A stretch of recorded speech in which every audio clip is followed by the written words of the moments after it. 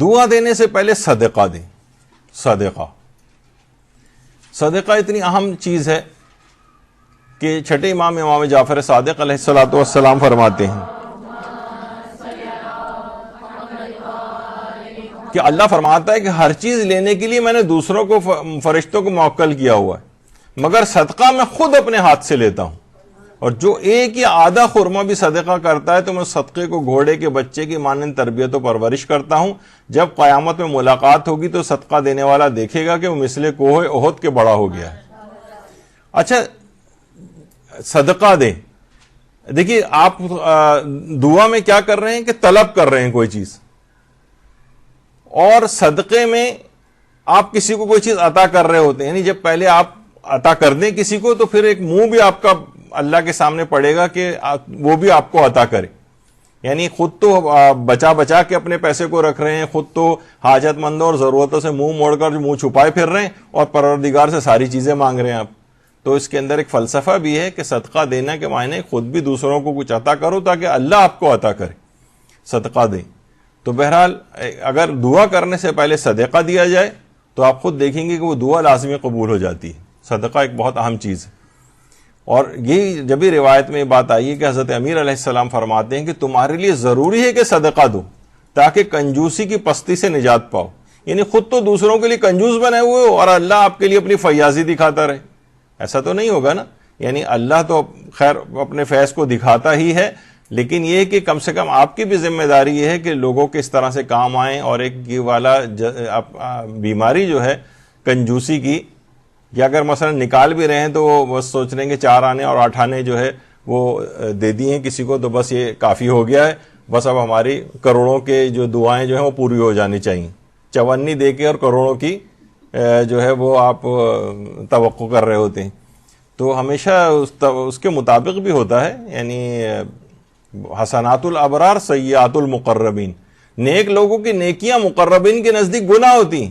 تمہارا مقام تو بہت بلند تھا، تم یہ کتنے چھوٹے سے مقام پہ کہاں اٹک کے رہ گئے. مثلا لوگ سوچتے ہیں کہ بس میرا بہت ہوا تو میں یہ بس ایک چھوٹا سا کام، جیسے کوئی کروڑ پتی ارب پتی بھی ہے اور مثلا 100 روپے کسی کو اس نے دے دیے، تمہارا مقام تو بہت بلند تھا، تمہیں اللہ نے اتنا عطا کیا تھا، تم یہ 100 روپے دے کے کہاں اپنی جان چھوڑا رہے ہو، تمہیں اور زیادہ عطا دینا چاہیے لوگوں کو. تو بعض اوقات یہ چیزیں بھی دیکھی جاتی ہیں. تو صدقہ اس کنجوسی سے بھی نجات دلاتا ہے، لیکن اس میں بھی ذرا تھوڑا اپنا معیار کو بڑھانا چاہیے. جیسے ہمارے مولانا قبلہ استاد محترم فرماتے ہیں کہ لوگ اکثر آتے ہیں، آ کے وہ وہاں جو سعودی عرب سے وہ بالکل زمین پہ بیٹھے ہوئے ہوتے ہیں، بہت ہی برے قسم کی چھوٹی چھوٹی وہ عطر کی شیشیاں وہ لا کے مولانا کو تحفے میں دیتے ہیں کہ وہ انسان لگائے تو چھینکیں آنے لگتی ہیں اس کو لگانے کے بعد. تو یعنی کوئی چیز آدمی کے معیار کے مطابق کسی کو دینی چاہیے نا. یا جو ہیں بس آپ نے دیکھ لیا کہ اگر کوئی مولانا ہے تو بس اس کو صرف تسبیح اور سجدگاہ اور جائے نماز کے علاوہ ان کے ڈھیر لگ جاتے ہیں. استاد شہید سبت جعفر تو منع کر دیا کرتے تھے کہ بھائی یہ تو ڈھیر لگے ہوئے گھر میں، اس کے علاوہ بھی ہماری اور ضروریات ہوتی ہیں، ہم صرف تسبیح سجدہ اور جائے نماز پہ تو نہیں بیٹھے رہتے. خیر بہرحال تو یہ انسان کو اپنا معیار کے مطابق بھی صدقہ دینا چاہیے. سب سے افضل صدقہ کیا ہے؟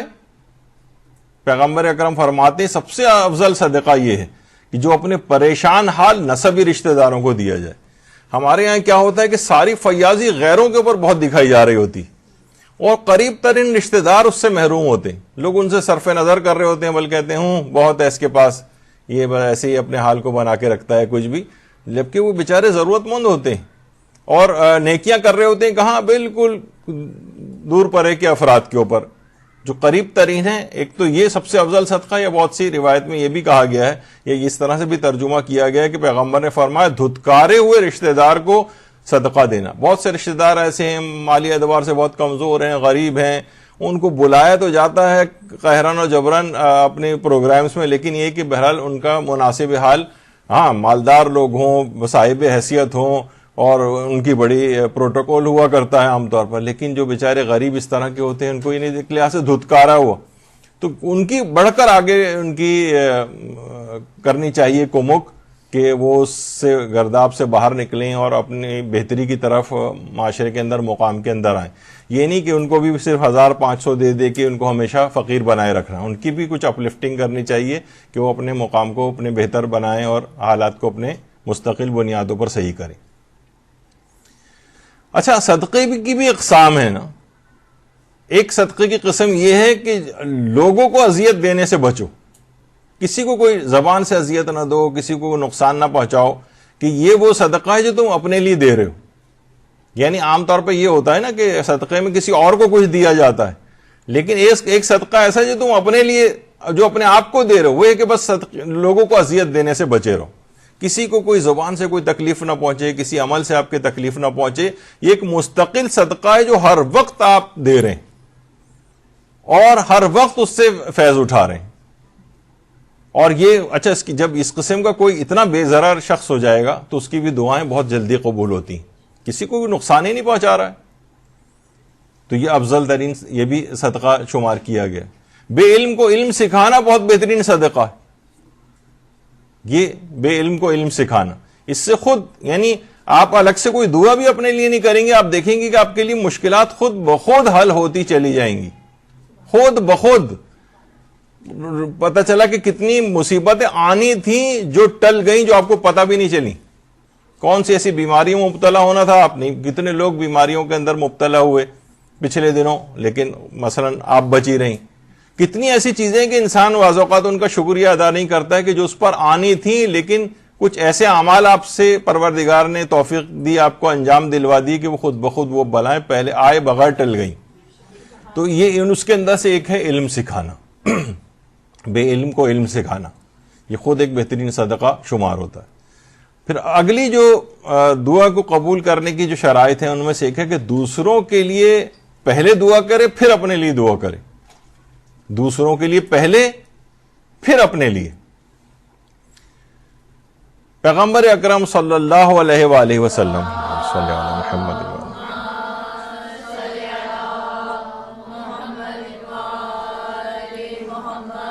فرماتے ہیں کہ جو کوئی مومن کے لیے اس کی غیر حاضری میں دعا کرتا ہے تو فرشتہ کہتا ہے خود تیرے لیے بھی ایسا ہی ہوگا. یعنی دعا آپ کر رہے ہیں دوسرے کے لیے، وہ آپ کے اپنے حق میں قبول ہو رہی. اور چھٹے امام یہ بھی فرماتے ہیں کہ جو اپنے برادر مومن کے حق میں دعا کرے اللہ اس سے مصیبت کو دور کرے گا اور اس کی روزی کو فراواں کر دے گا. تو بہرحال جو دوسروں کے لیے اگر آپ دعا کر رہے ہیں وہ خود آپ کے، اچھا اپنے لیے انسان دعا کرتا ہے تو ہو سکتا ہے کہ ریجیکٹ ہو جائے، لیکن دوسروں کے لیے جو دعا کرتا ہے خلوص سے کر رہا ہوتا ہے تو بہت ہی کم امکان اس کا ہے کہ سوائے اس کے کہ مصلحت پروردگار کچھ اور ہو، وہ دعا لازمی قبول ہو جاتی دوسروں کے لیے دعا. اور جیسے ہی وہ دوسروں کے لیے قبول ہوتی ہے تو ممکن نہیں کہ وہ دعا آپ کے اپنے حق میں قبول نہ ہو. مثلا کسی اور کے لیے رزق میں وسعت کی دعا کر رہے ہیں، خود آپ کے اپنے مالی حالات ٹھیک ہو جائیں گے. کسی اور کے لیے بیماری کو دور کرنے کی دعا کر رہے ہیں، خدا آپ کی بھی اپنی اور آپ کے خاندان والوں کی بیماریوں کو بھی دور کر دے گا. تو یہ بڑی ایک عجیب و غریب چیز ہے، اس کو انسان کو تجربہ کرنا چاہیے. اور ہمارے ساتویں امام موسیٰ کاظم علیہ الصلوۃ والسلام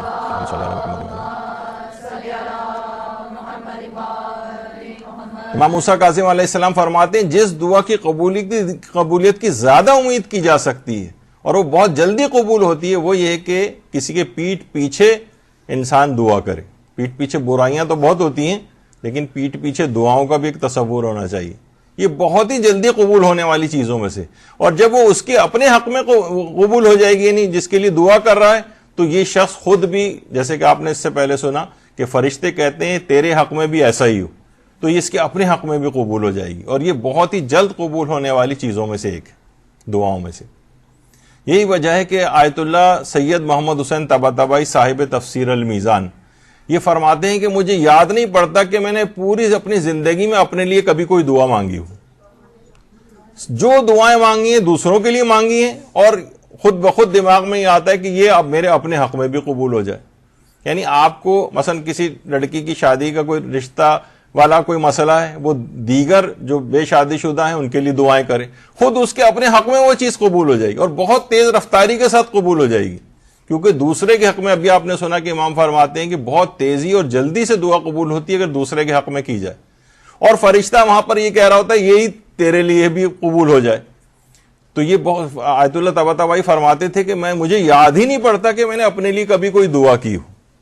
یہ کوئی واجب و حرام والا معاملہ نہیں کہ آپ سوچیں گے نہیں اب کسی کو کر ہی نہیں سکتے. نہیں, یہ معیار ہے, دعاؤں کا بھی ایک معیار ہوتا ہے. وہ کہتے ہیں کہ اس وجہ سے میرا اس بات پر یقین ہے کہ جب میں دوسروں کے لیے دعا کرتا ہوں تو خود بخود وہ دعا میرے اپنے حق میں قبول ہو جاتی. تو مجھے یاد نہیں پڑتا کہ میں نے اپنے لیے الگ سے کبھی کوئی دعا کی ہو. تو یہ بڑی اہم اور چیزیں ہیں جو دعاؤں کی قبولیت کے لیے جسے لوگ اکثر نظر انداز کر جاتے ہیں. بری نیت اور دو روئی رکھنے والا نہ ہو. مثلا ہر وقت دوسروں سے خائف رہنا, ہر وقت برا چاہنا, ہر وقت حسد آمیز جذبات کو رکھنا اپنے اندر. ایسے افراد کی بھی دعائیں قبول نہیں ہوتی جو ہر وقت جیلسی ہوتے رہتے ہیں دوسروں سے. بعض اوقات یہ ہوتا ہے کہ انسان سوچتا ہے نہیں کیونکہ انسان اپنے آپ کو ذرا بڑا خوش بین ہوتا ہے اپنے متعلق. نہیں مثلا کسی سے کہیں آپ متکبر ہیں, فوراً کہیں نہیں بھائی میرے تکبر میرے اندر نہیں, کوئی فلاں برائی آپ کے اندر ہے. یعنی اپنی متعلق بڑے خوش بینی اس کو ہوتی. کہا جاتا ہے نا کہ دوسروں کے زکام کو بھی کوڑ سمجھتا ہے اور اپنے مثلا بڑے سے بڑا مرض بھی ہو جائے تو اسے بھی زکام سمجھتا ہے انسان. کہ نہیں, جو لوگ تو مثلا یہی ابھی بھی سوچتے ہیں نا کہ دوسرا اس کے اندر, ہاں سننے میں آ رہا ہے کہ فلاں مرض کے اندر کورونا وائرس سے فلاں لوگ مر رہے ہیں, لیکن اپنے متعلق نہیں سوچتا کہ میں بھی کبھی اس میں مبتلا ہو سکتا ہوں. تو بہرحال بری نیت یہ اپنے دل و دماغ سے لوگوں کے لیے نکالنی چاہیے. حسد کے جذبات اس کے اندر بہت ہوتے ہیں. اور دو روئی یعنی سامنے کچھ اور پیچھے کچھ, رشتہ داروں میں یہ بہت ہوتا ہے. اتنے میٹھے بنیں گے بالکل جس وقت سامنے ہم ایک دوسرے کے آ جائیں گے اور اس کے بعد ذرا پیچھے ہو جاتے ہیں ان کے, تو ان کے جاتے ہی جو ہے وہ ان کے متعلق کس قسم کی باتیں شروع ہو جاتی ہیں. یہ خود دعاؤں کی قبولیت کے اندر رکاوٹ ہے. دو روئی اختیار کرنا اور بری نیتیں. اہل خانہ اور پڑوسیوں کو تکلیف پہنچانے والا نہ ہو. کتنے افراد ایسے ہیں جسے کہا جاتا ہے نا کہ سیلز مینوں والا تقوی نہیں ہونا چاہیے. یعنی اپنے اخلاق کے تمام خزانے جو ہیں وہ باہر لوٹا کر آ جاتے ہیں گاہکوں پر, اور جب گھر پہ آتے ہیں تو کہا جاتا ہے, اللہ عالم میں نے تو اتنا ایسا نہیں دیکھا کہ عام طور پر اس قسم کے افراد گھروں کے اندر بہت ہی بد اخلاق ہوتے ہیں, کیونکہ خوش اخلاقی کے خزانے تقسیم کر کے آ گئے ہیں باہر. اب گھر کے اندر بھی آئیں گے تو بیوی بچوں کے ساتھ لڑائی جھگڑا رہے گا, غم و غصے میں رہیں گے. بہرحال اہل خانہ اور پڑوسیوں کو تکلیف پہنچانے والا اگر کوئی ہے, اس کی بھی دعائیں قبول نہیں ہوتی. پیغمبر اکرم صلی اللہ علیہ وآلہ وسلم فرماتے ہیں, صلی اللہ محمد خیرکم خیرکم لأہلہ, تم میں سے بہترین مرد وہ ہے جو اپنے اہل و عیال کے لیے بہترین ہو. یعنی یہ نہیں کہ باہر والوں کے لیے بہترین ہو. ہم عام طور پہ یہی دیکھتے ہیں جو گھروں میں بد اخلاق ہیں وہ باہر بڑے خوش اخلاق مشہور ہوتے ہیں. تو لیکن اصل باہر کی خوش اخلاقی نہیں ہے. ٹھیک ہے وہاں پہ بھی کوئی بدتمیزی نہیں کرنی ہے, لیکن اصل اخلاق والا وہ ہے جو گھر میں با اخلاق ہو. یہ اس کا پیمانہ ہے.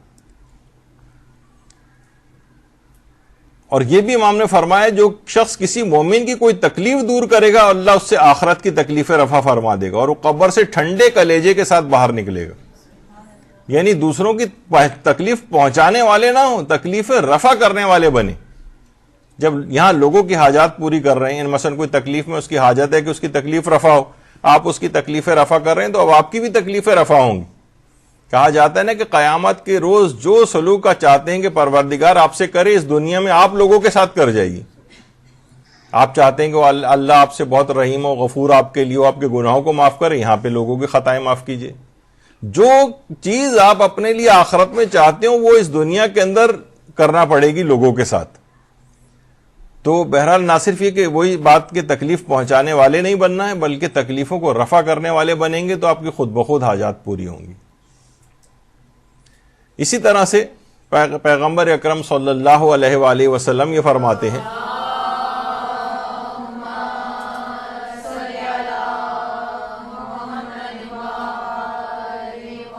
کہ بجائے لوگوں کو پریشان کرنے کے وہ اپنے آپ کو پریشانی میں ڈالے رہے. یعنی لوگوں کی ظاہر مثلا کسی کی مدد آپ کرنے جا رہے ہیں, آپ کہیں باہر جا رہے ہیں, آپ تکلیف اٹھا رہے ہیں, یا کوئی مثلا گھر کا سربراہ ہے، اس کے گھر والے تاکہ سکون اور اطمینان اور عیش و آرام کے ساتھ رہیں، وہ باہر تکلیفیں اٹھا رہا ہے، اللہ اسے قیامت کے دن کی ہولناکیوں اور گھبراہٹ سے محفوظ رکھے گا۔ یعنی تم دوسروں کے لیے کر رہے ہو، دوسروں کے لیے تکلیف اٹھا رہے ہو، یعنی تکلیف پہنچا نہیں رہے ہو، تکلیف پہنچانے والے کی دعائیں قبول نہیں ہوتی، اور جو اس طرح سے لوگوں کے کام آ رہا ہوتا ہے ان کی پریشانیوں میں وہ خود بوجھ اٹھا لیتا ہے اور ان کو آسانیاں مہیا کرتا ہے، تو اللہ اس کو قیامت کے دن کی ہولناکیوں اور گھبراہٹ سے محفوظ رکھے گا۔ فضائل اکبر، بہت بڑی گھبراہٹ والا دن، روایات میں قرآنی آیات میں کتنا ایسا کہا گیا ہے، یقیناً قیامت کا دن اتنا خوفناک اور ہولناک دن ہوگا، اور یہ وہاں پر بالکل شاداں و فرحاں وہاں پر موجود ہوگا جو دوسرے لوگوں کی اس طرح سے پریشانیوں کو دور کرتا ہے۔ چند دن کی زندگی سب کو کم و بیش تقریباً اتنی زندگی ملی ہے، اس میں کام کر جائیے اس طرح کے، پھر آپ وہاں کے ہمیشہ ہمیشہ کی ابدالآباد کی زندگی میں شاداں اور فرحاں وہاں پر زندگی گزاریں گے انشاءاللہ۔ اسی طرح سے یہ تو ابھی آپ نے سنا کہ مومن کو تکلیف دور کرے گا، تو قبر سے ٹھنڈے کلیجے کے ساتھ باہر نکلے گا۔ ایک لوگ وہ ہوں گے وہاں پر کہ جو کہ نا گھبراہٹ کے ساتھ نکل رہے ہوں گے، بہت ہولناک دن ہے۔ یہاں پر جو موت کے بعد کی تفصیلات کے موضوع پر 50 درس یہاں پر ہو چکے ہیں، تو اس کے اندر قبر سے باہر نکلنے کی کیفیات کے اوپر ایک درس ہے، یعنی کس طرح کون سے لوگ کس الگ الگ انداز سے قبروں سے باہر نکلیں گے اور میدان حشر میں پہنچیں گے۔